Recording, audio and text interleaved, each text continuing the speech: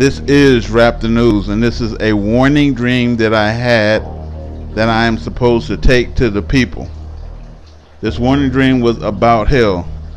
So I was led to the entrance of hell. It seemed like it was a black and red entrance. Almost looked like you was down in a cave or something. But the cave was kind of made to look kind of like a movie theater as well. It was something weird about it that kind of resembled a movie theater. Anyway, it had an entrance on the front and an entrance on the side, and then you can walk across the street and there was another entrance to hell. And so it was people entering on the sides. And I believe I went and entered into the front. And so what we're supposed to take to the people is what we saw. And so this is what I saw. Okay, the first time I went in there, because I was going in and out because I really couldn't stand that place, I noticed that the floor was not attached to the building or the cave or whatever it was. I noticed that it was not attached. So the floor was one big solid block of rock, and it was floating on lava. So it was a rock floating on lava. If you looked up towards the roof, you couldn't see anything.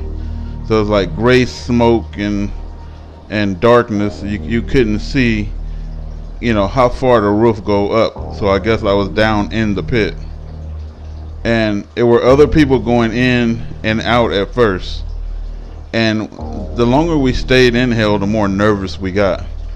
And so I noticed that at first, around the walls was an opening. So like I said, the floor was not attached to the walls, and it was floating on lava, so it was going up and down slowly.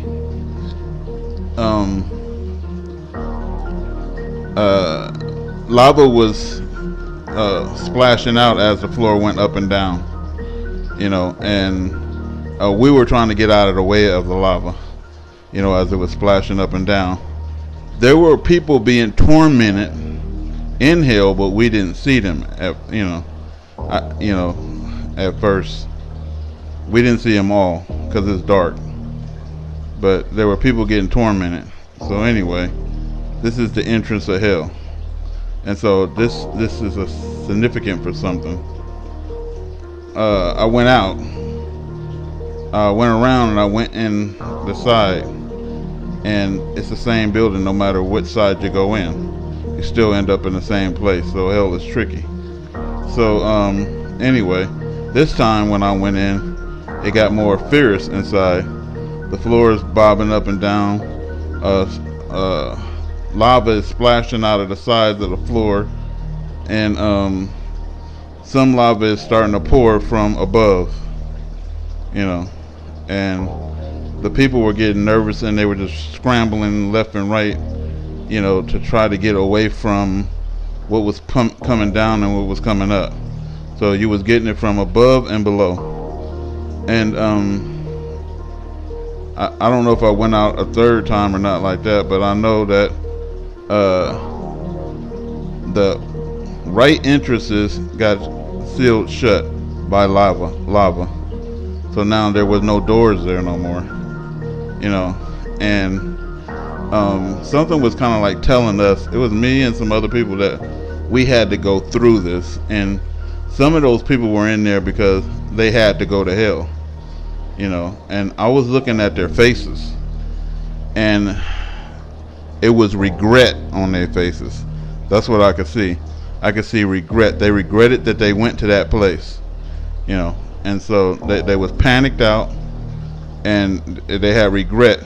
And I remember seeing 3 Gentile women huddled up together, hugging each other, in there, and other Gentiles like scrambling left and right, trying to escape the splashing lava. Anyway, something said, okay, you got to stay in here and witness. And I'm like, oh man, I wanted to get out of that place. And the lava started pouring down from above. the floor starts shaking very violently, like an earthquake, and lava was splashing from underneath us, and then the people start getting hit by the lava, and when it was getting hit by the lava, they start melting. So as the lava was so hot and so intense that they would melt like plastic out in the heat or something, you know what I mean, or in a fire. It was melting like plastic. They was like shriveling, like, and wavy. It was nasty how they was melting, and I was like, oh my God, And then the three Gentiles that were hugged together, lava was starting to hit them. They couldn't run anywhere anymore because lava had surrounded them, and they were just sitting there. Everybody was like sitting there at first trying to take it, and then all of a sudden, from above, lava was poured down on everybody's head. So it's like a waterfall of lava just came down in that area where we were, and like scorched everybody, and it was kind of scary because everybody roared at the same time. So it was like splash, and everybody like, "Aah!" It was like freaky, man. And I was like, I don't know if I was praying to God, like, I want to get out of here. I don't want to. I remember thinking that I don't want to be in this place. I don't want to see this, and I want to get out. And so the door opened, like the door that were gone, they just reappeared and opened, and I walked out. And so when I walked out, then I saw black people, like in some dark lounge, and I'm like, what the? Yeah, so hell, I just walked out of hell, and I was anxious to tell them what I just saw, and somehow the black people were in limbo. They were in some place where it's like right before you're dead or you had died, and you hadn't gotten judged, and you don't know what the hell is going on. So I remember it was tables. It was almost like some nightclub bar or something, or some restaurant, dark restaurant. It was very dim in there, and I was saying, how do I get these people attention? And so I said, it's funny because I was saying I had a dream in a dream. I was saying, you guys, I had a dream, and I got a message to bring to you guys, and I have to tell you guys what's going on. And it seemed like maybe 20% of the people, I got their attention, and they was just starting to look at me and stuff like that. And I noticed, and I don't know why she was there, I don't know what she means. It was an auntie that my uncle was married to, that she died from cancer. She was there, and she was bony, like skinny and pale.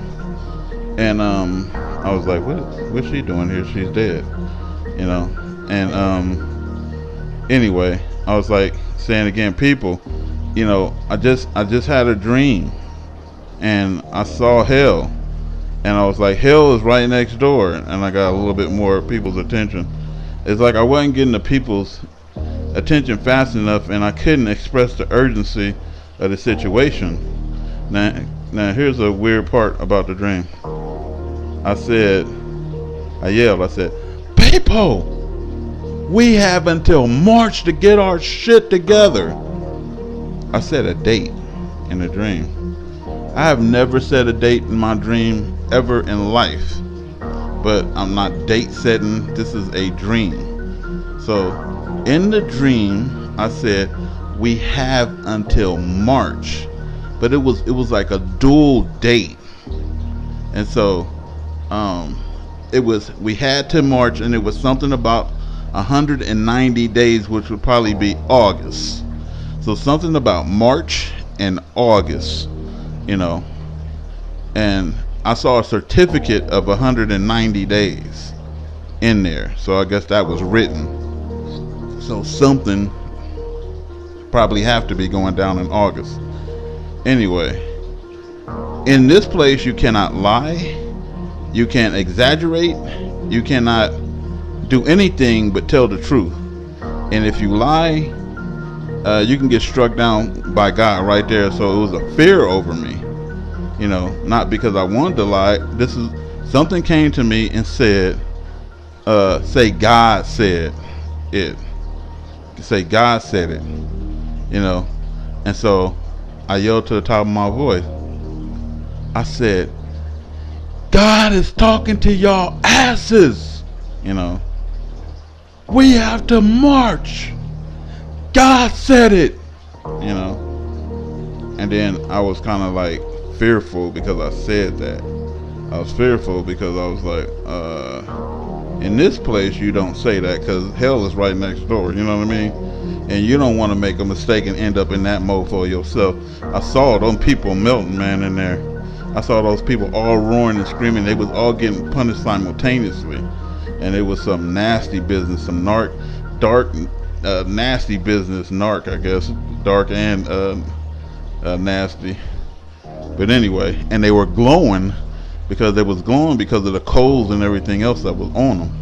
So I could see them glowing in the dark, you know, glowworms.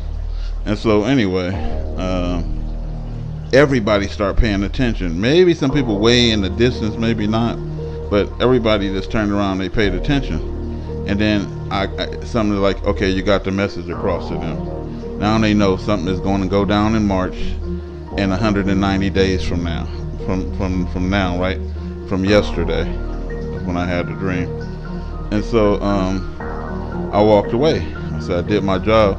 Oh, before I even walked away, I start fearing. I was fearing too. I was like, you know, any little iniquity, because God wanted us to come to him spotless. I was like, you know, I'm sorry, God. I was saying that inside of my soul, in my head. I'm sorry, God, for any iniquities that I may have done. I hope that my life is acceptable to you. And I was saying that, you know, and I was scared out of my gourd, man, for what I just saw. And I walked away because I knew my job was done. And then the auntie that was there, she said in a loud voice, "Don't say that to me. Don't you say that to me." And then I woke up. That's some freaky dream, you know. That was a freaky dream. And I went at like early in the morning. It was still dark. And I got up, I turned the computer on, and I typed all of this out. I'm just saying it right off the top of my brain. So I don't know what's happening in March. I don't know what's happening 190 days from now. But we will see. You know, this is Raptor News. Turn from your sins, man.